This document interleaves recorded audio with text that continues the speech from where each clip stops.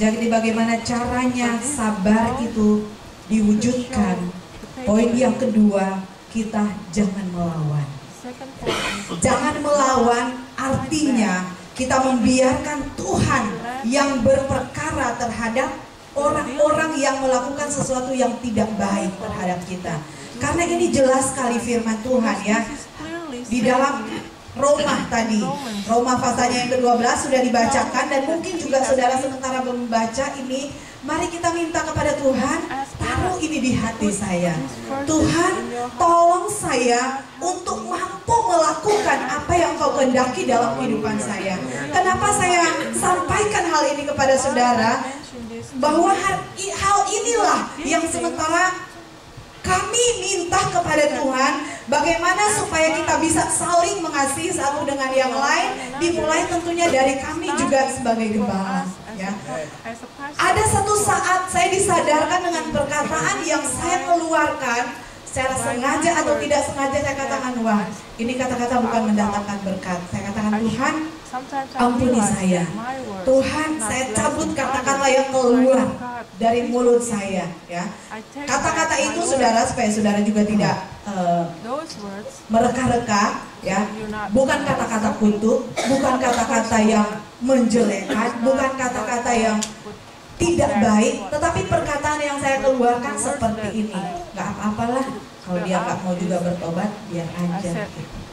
Nah itu saudara, sebenarnya dengan pelan saya berkata, tapi itu hati saya langsung tek gitu ya.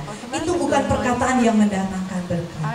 Karena Alkitab berkata, tidak ada seorang pun yang Tuhan mau untuk binasa. Amin saudara. Tuhan mau supaya kita semua diselamatkan. Kenapa itu harus ada kata seperti itu? Saya langsung minta ampun kepada Tuhan. Tuhan, ampuni saya. Saya berdoa kepada Tuhan supaya semua kami dipulihkan oleh Tuhan. Ya, baik dalam perkara-perkara yang tidak kelihatan sekalipun, ya, yang orang tidak tahu apa yang kita perbuat, tetapi semua itu transparan di hadapan Tuhan. Ya, Tuhan mau saudara-saudara supaya itu kita miliki, yaitu ketika kita diperhadapkan dengan sesuatu, apalagi kalau orang itu sudah diem, ya kan, dia banyak hal sih. Ada yang dia memang dia pendiam, tapi ada yang dia mungkin sudah marah dan lain sebagainya. Tapi Alkitab berkata, marah juga itu harus kita buang.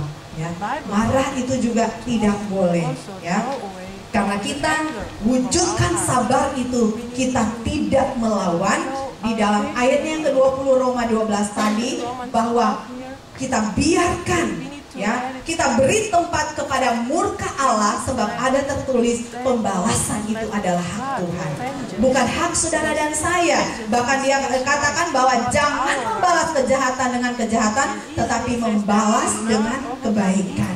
Ya, mungkin saudara dan saya merasa terganggu dengan seseorang yang terus-menerus tidak henti-hentinya teror mungkin, atau melakukan sesuatu kepada kita.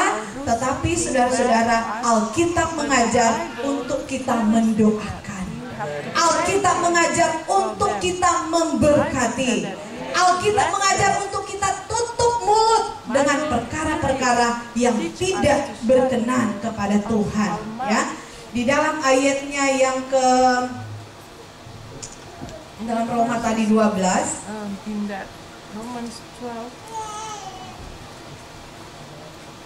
ayat 17, jangan membalas kejahatan dengan kejahatan, lakukanlah apa yang baik bagi semua orang. Ya. Ayatnya yang ke-10, hendaklah kamu saling mengasihi sebagai saudara dan saling mendahului dalam memberi hormat. Janganlah hendaknya kerajinanmu kendor, tetapi biarlah rohmu menyala-nyala dan layanilah Tuhan. Artinya saudara-saudara, ketika sepertinya ada perlawanan, ya, mungkin ada yang mulai, aduh saya jauh aja, saya mundur saja, saya gak mau melayani aja, ya kan, namanya juga manusia. Tapi Alkitab berkata, hendaknya kerajinanmu, janganlah kerajinanmu kendor, tetapi biarlah rohmu menyala-nyala dan layanilah Tuhan. Karena apa saudara? Di saat kita melayani Tuhan, di saat kita beri hidup kita kepada Tuhan, janji firman Tuhan, ada upah, ya, ada pahala, ya. Bantulah dalam kekurangan orang-orang yang kudus, dan usahakanlah dirimu untuk selalu memberikan tumpangan. Berkatilah siapa yang menganiaya engkau, berkatilah dan jangan mengutuk. Coba lebih baik kita semua baca ini firman Tuhan, ayat 14. Berkatilah siapa yang menganiaya kamu, berkatilah dan jangan mengutuk. Kita harus saling memberkati, kita harus saling mendoakan. Karena saudara-saudara kadang-kala dalam keadaan terdesak, seolah-olah kita mau balas, ya. Tetapi justru kalau kita peka dengan suara Tuhan, di situ Tuhan sedang menguji iman kita. Di situ Tuhan sedang proses saudara dan saya, apa yang harus kita lakukan.